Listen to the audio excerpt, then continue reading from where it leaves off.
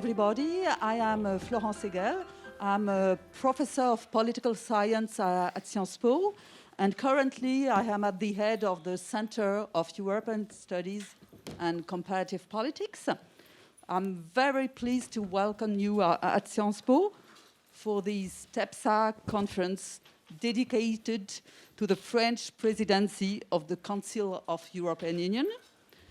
As you know all, the last time France held the presidency was in 2008, a year after Nicolas Sarkozy was elected as president of the French Republic. 14 years later, it is the turn of Emmanuel Macron to take over and to hold the French presidency from January to June. 6 months, you know, it's a short time, especially since during the period he will be very engaged in the presidential campaign that will officially begin in March and will end at the end of June, after the parliamentary election following the presidential election. So we can expect an overlapping of national and European agendas. And I think that this overlapping will have a strong impact on the course of the French presidency. Emmanuel Macron has already launched his presidential campaign, and his pro-European profile is one of his distinctive features in the domestic arena. So he will certainly put forward European issues from the beginning and be very active during the first 3 months. By doing what he is good at, delivering major speeches in front of the European Parliament, in front of the Conference on the Future of Europe, and he will also organize around 20 informal councils throughout the French territory. As you know, the French priorities will be addressed this afternoon by Emmanuel Macron during a press conference. But we already know that the environmental issue will be at the top of the pile with the implementation of the Green Pact.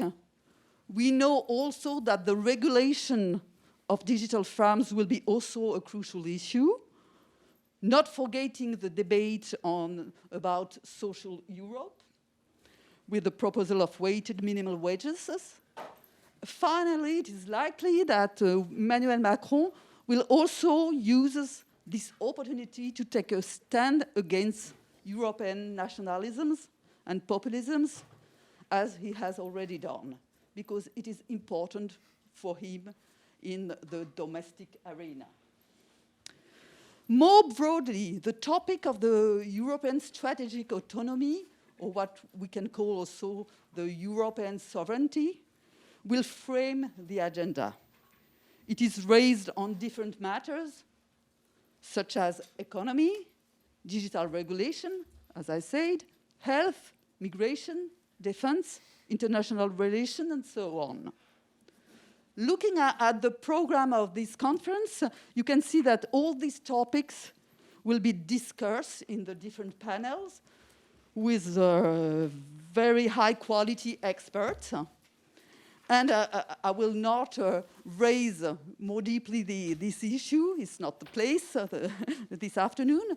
I would just like to conclude and to thank all the partners of this conference who have joined forces to organize it. I would like also to thank the 2 institutions that supported this event, Sciences Po and the CNRS, on behalf of my research center. Well, you know, this TEPSA conference was not easy to organize due to the pandemic situation. It was very hard for the organizers. Within our research center, a small team was heavily involved in the intellectual and logistical success of this conference. So let me finish by thanking them. So last but not least, thanks to Olivier Rosenberg and Natasha Wunsch, and to the administrative team under the leadership of Linda Amrani to organize this conference. It was quite difficult, as I said, and I hope that all of you will enjoy the promising discussions. And I just tell you, have a good conference and a very, very stimulating exchange. Thank you very much.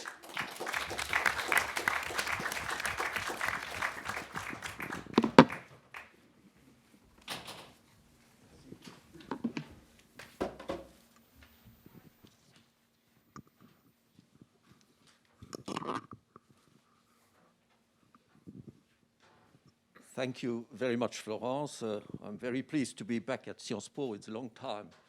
I haven't been here. I studied, I took a DA, Diplôme d'études approfondies, with carrière en cours in 79. So, ça fait un bail. Je remercie vraiment les organisateurs. Florence a mentionné Olivier, Natacha et Linda, voilà, excusez-moi. Pour avoir organisé cette conférence dans des circonstances extrêmement difficiles.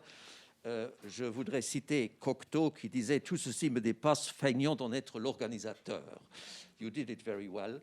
I have to switch back to English, I'm afraid, because that's nowadays how things go and how we work in our network. I would like to say a word about the tradition we have in TEPSA of organizing pre-presidency conferences.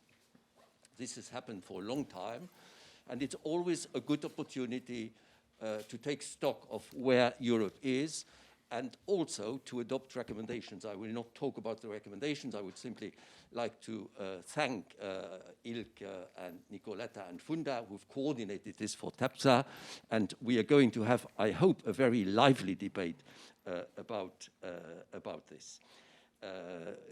It is important. It's, of course, today your president is going to speak about the program, so the synchronisation est presque parfaite.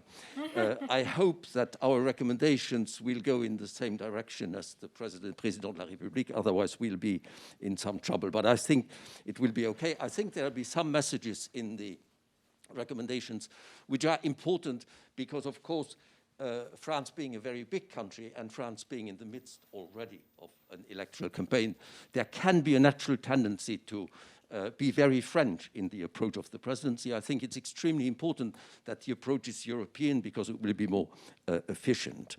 The environment, I mentioned the environment today. We also have a new German government. Everybody knows how important the relations are between France and Germany for the whole of the European Union. We will have elections not only in France, but also in a country like Hungary. So it will not be an easy ride.